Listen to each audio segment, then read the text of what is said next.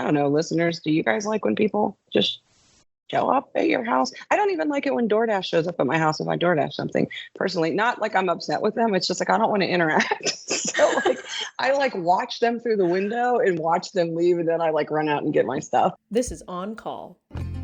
This would be really cool to just wear scrubs all the time. Then you don't have to think about what you're going to wear to work. That is awesome. We're here to answer your questions. We can sit down and discuss all. Wait, I gotta go. I'm on call. Wait, you're on call? I thought I was on call. Hey everyone, welcome back to another episode of On Call with April and Alicia. I'm April. And I'm Alicia, and we're happy to be back with you guys today. How are you doing, AP? I'm good. Chugging along. Okay, Keeping busy. I'm going to ask my my question that I ask you every week. As a meteorologist, Alicia, how's your weather? Oh, the weather is perfect. It is like 80s and sunny and a little breezy, but it's going to rain like the next 2 days. So, but we're enjoying it, the weather while it's here. It's been a really nice week. It's hot. It's starting to get hot, which I'm very excited about. But overcast as I'm looking out of the window now. Just bring me the sun. All I need next is the beach. I'll be good. Well, it's almost beach weather. In summertime, I worked a night shift the other night. Yeah, how was that? It was actually, I was dreading it going into it because it had been a long time since I worked nights, and it was a 7-7 shift. And I thought, I don't really know how that's going to work out for me. But I had some anxiety going into it because I thought, I don't know if I'm like constitutionally capable of staying awake till 7 a.m. What happens if I fall asleep? All these things, whatever. I made it, and actually, 7 a.m. hit and I was wide awake. So I made a 3-hour drive back home and thought by the time I get home, I'll just tank. Well, like every part of my body fell asleep except for my brain. So I just kind of felt incapacitated a little bit, like trapped in my own body. But at one point it's like night, and there's a knock at the door. Knock at the door. There was a doorbell. And I thought, who the heck is coming here at night? And I don't know why. Do you ever stalk your own door? Like you're alone for your door? See who's there? I don't let anybody know I'm home. Listen, listen, I'm weird, admittedly. I don't like when people do surprise pop-ups. I don't like pop-ups. I'm just in the neighborhood, and I thought I'd swing by. It doesn't even matter if I'm. Do people do that to you? Yes, but not all the time. But it doesn't matter even if it's my siblings. I don't like it. Just don't come. Just don't show up and just be like, I'm here. I would like some advance. Or what if I just want a quiet time to myself? Or sometimes I even get mad when my older kids show up. They're the only ones that get a pass, and they can walk right in the house. But I'll go like, why didn't you tell me you were coming? But no, it was a knock at the door, and I thought I didn't order anything. I wasn't expecting a package to go, and I'm like, the lights are all off, but I'm like internal burglar, like stalking my window, like to look outside and try to peer out of the window to see who's at my door. And it's a friend, and I'm not going to say said friend's name, but hey friend, because you know who you are, you're probably listening. And I thought, I'm not in the mood right now, but also like, why is she here? Why? And my porch light was on, and I was like looking, but also now remember, I've been up probably almost 18, 19, 20. Oh no, longer than that hours. I couldn't even do the math, but I'm looking, peering out this little side window next to my door, and she's like looking around. You could tell when they're trying to tell, like, is somebody home? Are they not home? But my car's in the driveway. And I thought, I just don't have the energy for this. I don't. So I turn around and I hit the porch light to turn it off. Like on purpose? You meant to turn it off? Or like by accident? No, by instinct. And I thought, holy crap. Imagine how that, like what it felt. I thought I had to call her this morning and explain. But yeah, imagine just being on the porch and your porch light goes off. But somebody's trying to elude. That's like the ultimate denial. Like, no, I'm not going to talk to you. I'm just going to turn the light off. That's like on a Halloween, like you walk up to get candy and they turn the light off. It's either that or like they have the light on, but they like quickly turn it off as you're walking up. That was like the biggest bummer. But I thought I've officially become that old lady of the street that's like, don't go by her house. She's cranky. Or don't, like, I'm not really cranky. I just don't like pop-up video. Like, do you like when people just show up at your house? It drives me People don't insane. really just show up at my house. Oh, That doesn't well, really that's happen probably to me because you're not likable. Yeah, probably. No, I'm kidding. No. Well, that I do have a story actually very similar, but because we get a lot of like solicitors in our neighborhood, even though we have signs saying no soliciting, we still get people walking through the neighborhood, and you'll see it like on the Facebook page. People be like, oh, this person's walking around, like, don't answer your door. And so I was working the other day and this person came to the door and they rang the door, and my office in our house is right next to the front door, and there's windows there. Like if you really looked in the windows from the front porch, you could see me. And so this person rings the doorbell and Baxter is going nuts, and I'm like, oh my God. So I immediately like dropped to the floor crawling so that they couldn't see me because I didn't want to answer the door. And they rang the doorbell like twice. Baxter went nuts twice. And then they stood there and then they left. I was like, oh, thank God. I don't even. But I was like hiding so that they couldn't see me. Isn't it fun? That's what I mean. It's like you stalk your own home. Like I'm like tiptoeing down, like down the hallway. Like, okay, don't make any sudden movements, as if somebody's trying to break in. And not, like, to be clear, it's not like I don't like people. I always say I wake up with a battery of like 80%. And every interaction of my day just drains my battery. I am not a person that gets recharged necessarily by people, and not because there's anything wrong with it. It's just, I give a lot in my interactions, but I don't recharge very well. So by the end of the day, I'm drained anyway. But then you add, like, I've been up since 6 a.m. Tuesday, and I was like, that's exhausted. A long time. And I thought, she's got some things going on. And I was like, I'll never get her out.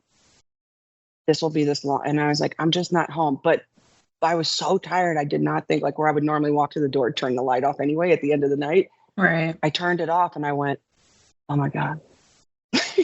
She knows I'm in here. Then I was like, can I tell her it's automatic? Maybe I'll just say, oh, I don't know what happened. Maybe the ball burnt out. Like, it just, I don't know. Or maybe it was on the timer. Yeah, no, I told her this morning. I was like, rough night. Sorry.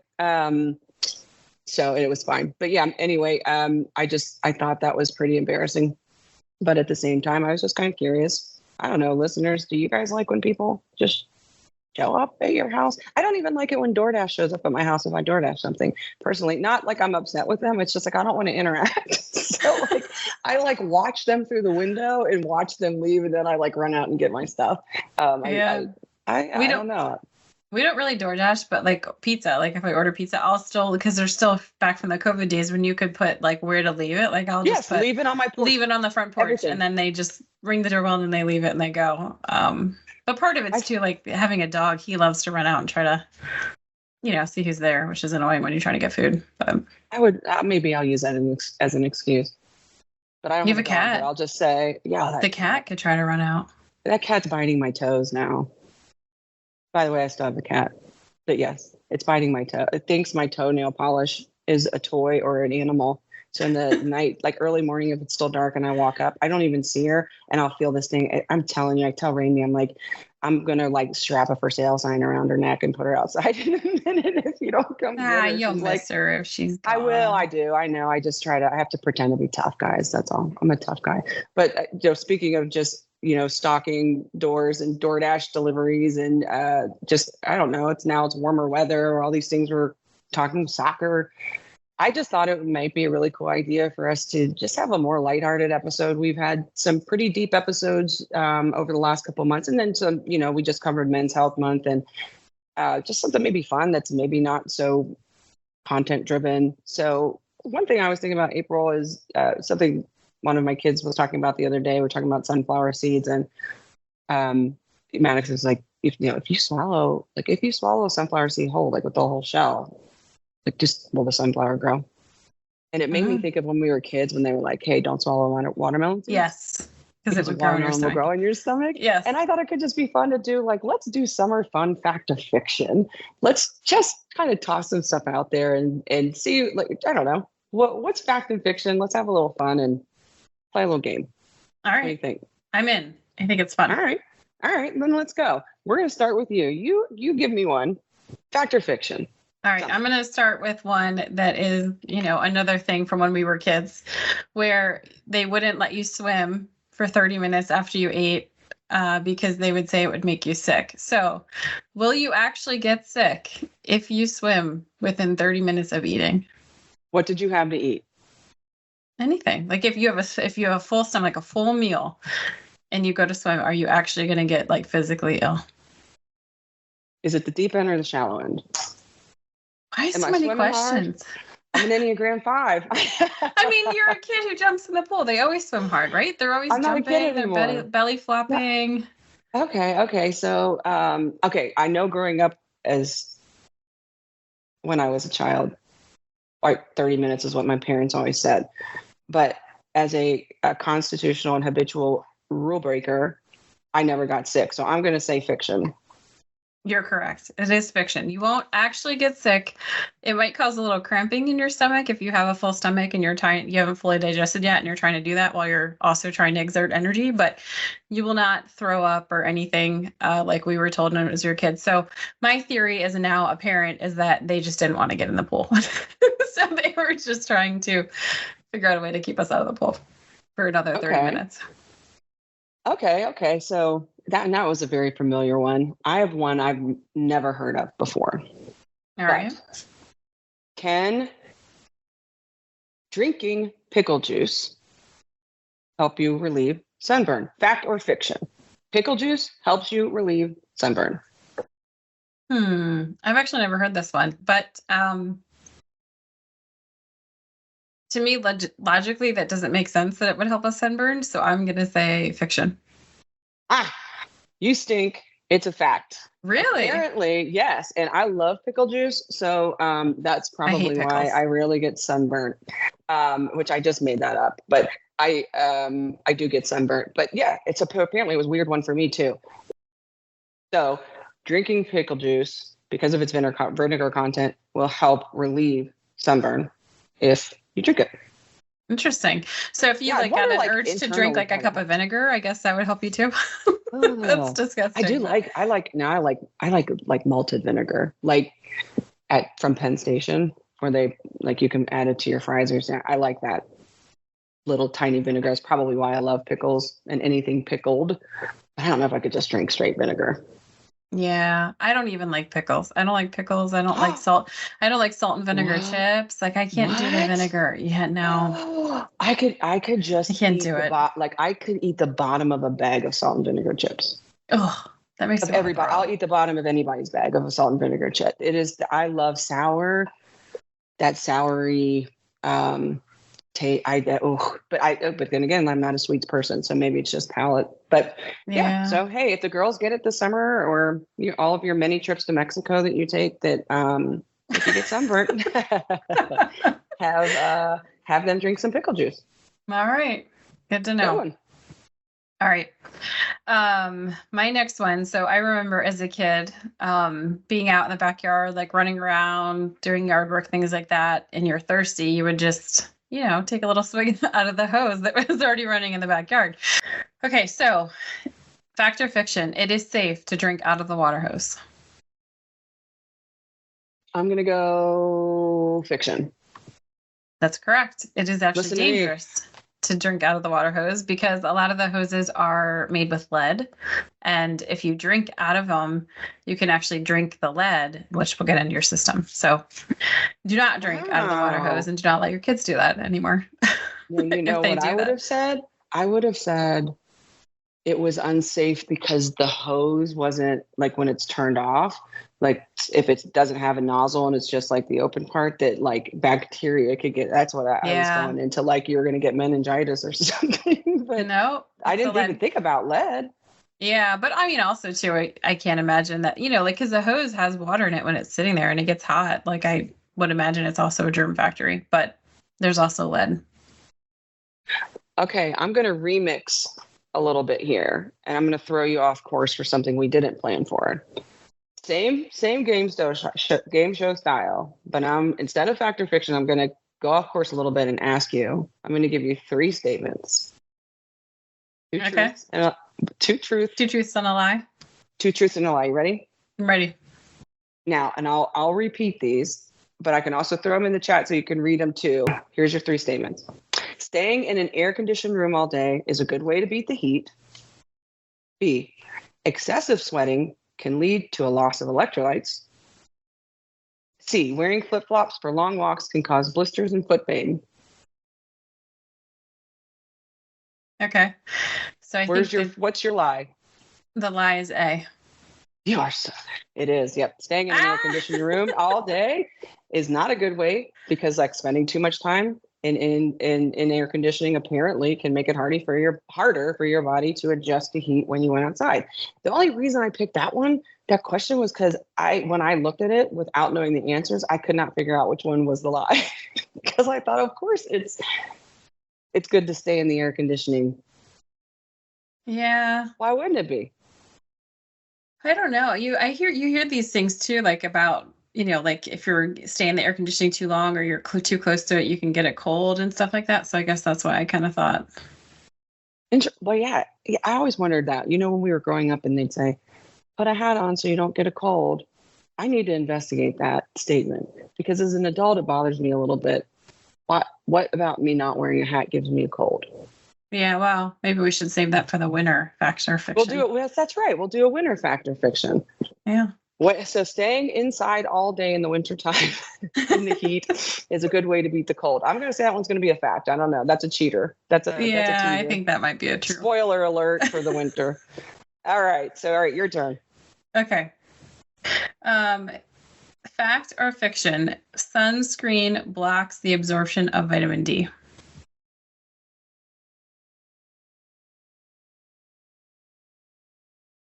Is it sunscreen with zinc? Sure. I don't know. I don't know that it matters. I don't know. For the answer.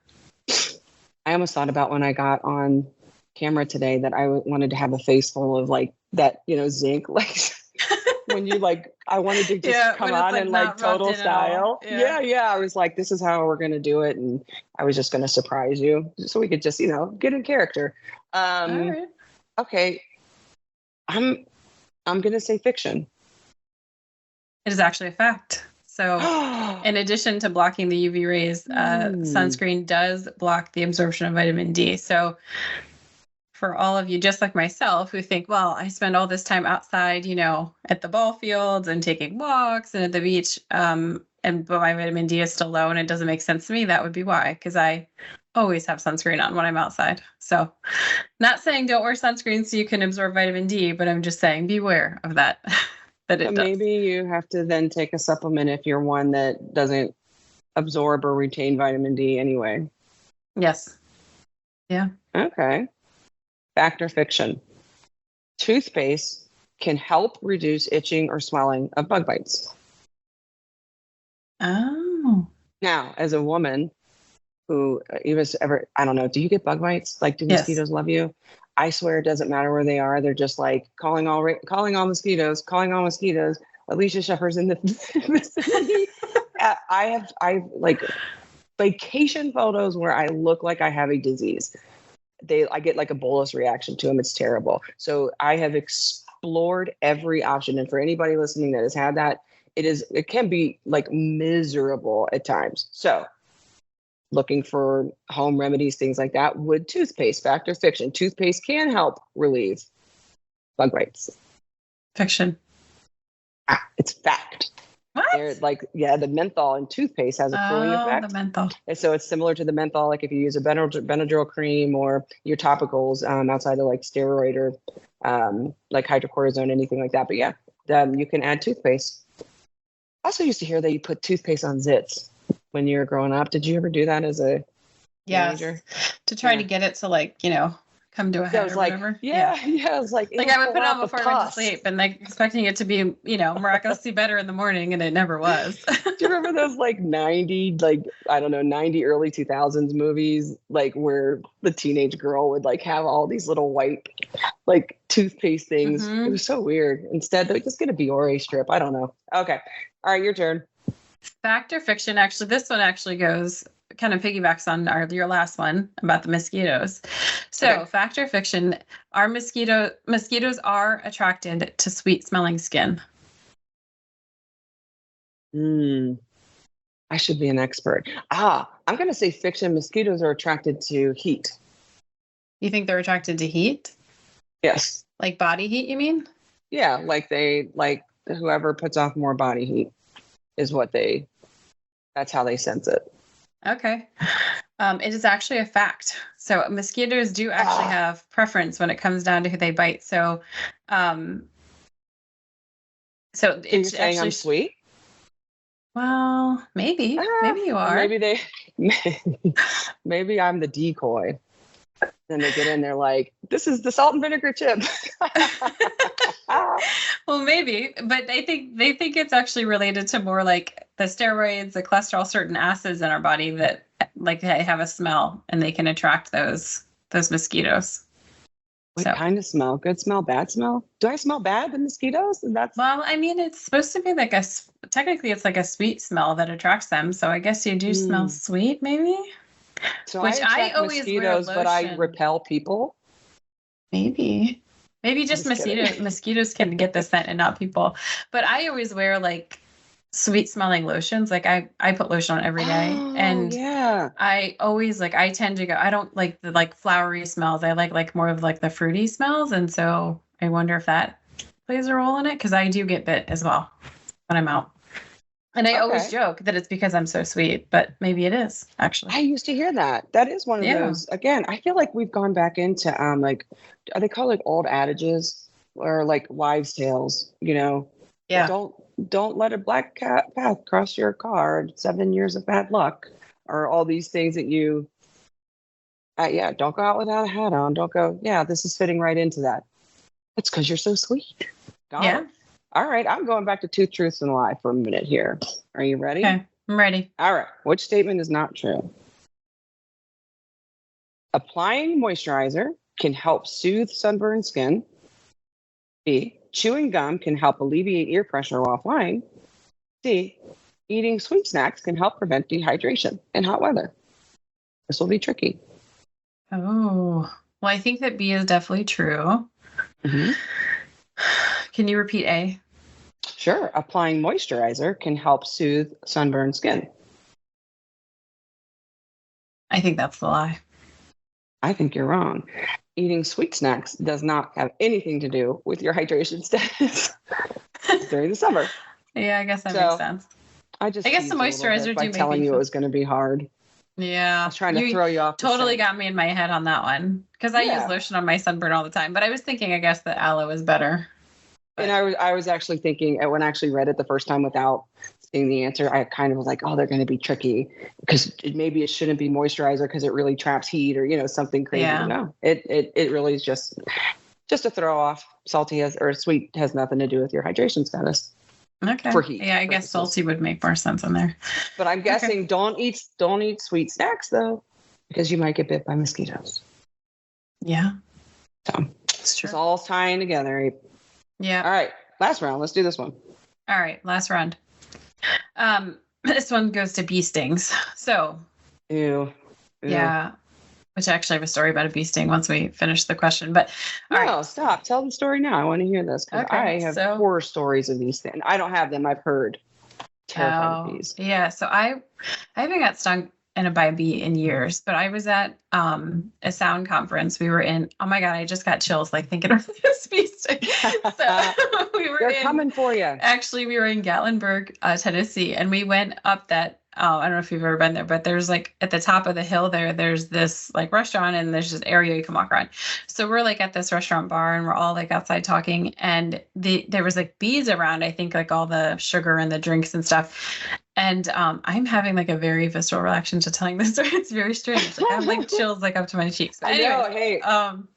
I can see it on your face. Yeah. But anyway, so we're standing out there and there's all these bees around and I feel this prick on my finger, my right, ring finger. And and I look down and this bee is stuck in me, in my finger. And I ripped it out. And it was the most painful bee sting I've ever had in my entire life. It swelled up.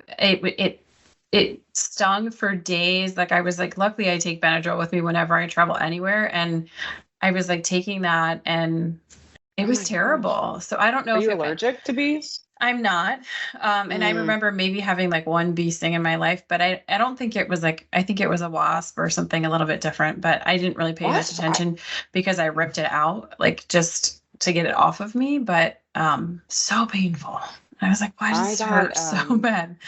I have PTSD from anything that has a stinger and flies. Like growing up as a kid, I can think of a lot of different stories where friends got stung or whatever. And it was like neighborhood news, like Greg just got stung by a bee. You know, you'd like run into your house and tell your mom, Greg got stung outside. They're like, that's fine, put an ice pack on it. But we had, I got a wasp in my ear as a kid and it just went haywire. And I'm not an expert in insects, but I believe like bees lose their stinger, or maybe certain species of bees lose their stinger when they sting you, like they die. Yeah. But wasps don't. So they just keep stinging. And it was like, I actually think there's a part of the memory that's fully blocked out because I remember being stung. I don't remember anything that happened after that. I really oh my gosh. Did I go to the hospital? Like, I don't think I did. I don't know. I really don't. I don't know. But then we had a neighbor that had hornets. And they lived in these like drain pipes in her driveway. And she had this very long driveway to have to walk to her house. And you do this like whole ritual to like book it down the driveway. Like if you had to get to her house so that you didn't get stung by hornets. Yeah. And I was like, what the heck? So terrible. Those things freaking scare me. And I was traumatized by My Girl. I don't know if you ever saw the movie. It was the first movie I ever saw in a movie theater. And it was like, he can't see without his glasses. Was like, I think I cried as a kid watching that. It was so sad. I was, oh my gosh, poor Macaulay Culkin. What happened? I know. He didn't have an EpiPen. Rough day. Yeah, that was a traumatic movie for a fifth grader to watch. Yeah. So, okay. All right. Your turn. Last round. You got the bee thing. Fact or fiction? The reaction that you have to bee stings increases over time as you get stung. Like it gets worse every time you get stung. I'm going to say fiction. It is fiction. So over time, as you get stung. I wanted to say fact, though. Yeah, I could tell. I know. You really I was starting to think through process, like, but it's more and more exposure. So it's got to be like allergy shots. Like that was what my mind was doing. Yeah. No, it is actually fiction. So the more you get stung, the reaction actually lessens over time. And then actually, as you age, you generate less histamine. So elderly people will have less of a reaction compared to people who are younger. Okay. All right. And I've got one. And we're not going to get stung by bees this summer. Okay? Okay. Deal? Deal. You swear. No bees. Got it. All right. So my last fact or fiction. Fact or fiction. Eating too many carrots can make your skin turn orange. That's a fact. Oh, good one. Yes, actually, beta carotene content stores up in time, and it actually can. My mother would tell us that as kids. First it was eat carrots; they're good for your eyes. And as a kid, you don't make the correlation. You're like, huh? Right. I'm looking at this like orange thing. It's going to be good for my eyes. But yeah, then people would say, don't eat too many. Your skin will turn orange. And I'm like, ooh, I don't like carrots anyway, so it's not going to be a problem for me. But, yeah. So if it's real deal. So you guys, if you eat too many carrots, you might turn orange. Yep. Yeah. Well, this was fun. It's a great episode. Yeah, I love it. I think if you guys have any ideas for shows, like we say always, and hopefully you guys just maybe enjoyed a little more lighthearted, fun, just jovial episode between April and myself as we discuss all things summer and the nice hot weather finally.